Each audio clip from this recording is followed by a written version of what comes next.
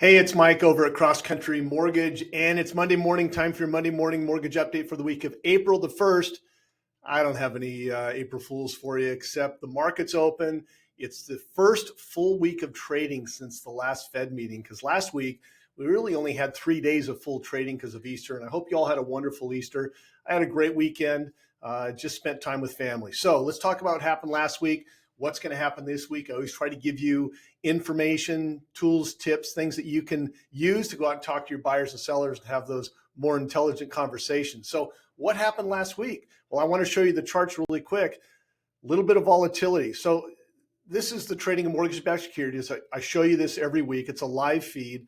And when we see the red bars, these are called candlesticks, and that means that rates are going up and money's flowing out of the bond market. When you see the green bars and this trading graph goes up, that means rates are going down. So we saw 4 weeks ago, pricing improved, rates got better, then they got worse, then they got better. And then last week and starting today, big drop in the market today. In fact, we've already had a lock alert today.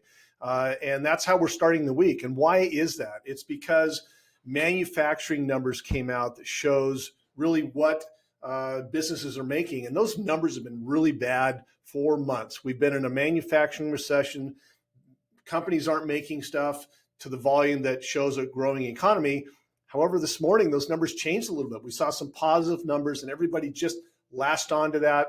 And positive numbers means good economic numbers, and that's bad for rates. Typically, strong economy, bad for mortgage rates. So that's why we see this drop off in the pricing today. But look, we've been in a flat trading channel. It's just been up and down and up and down.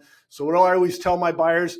You can't control the rates. I can't control the rates. So let's look at getting you approved, and we'll try to give them a range to see if we can get them just some assurance about what the market looks like. So what are the three things besides manufacturing? We're looking at jobs this week, and we're looking at Fed talk. So it's big jobs week. Jobs numbers come out the first week of every single month. Friday, huge job numbers are coming out, but really every single day this week, we're seeing job numbers. And these are unemployment numbers, new jobs created, wages, jobless claims, just a ton of jobs information that's really showing us, is the economy growing or is it getting weaker? Is a recession coming? Is a recession not coming?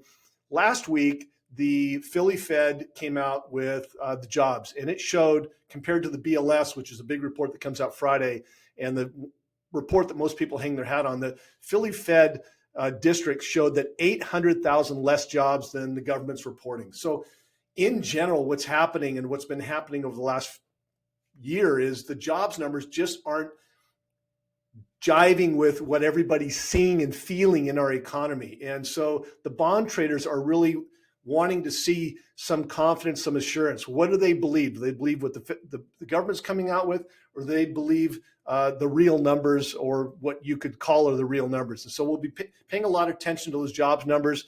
Again, strong jobs numbers means the economy's strengthening and rates will get worse. Weak job numbers than expected will actually be better for rates. So the last thing is the Fed talks.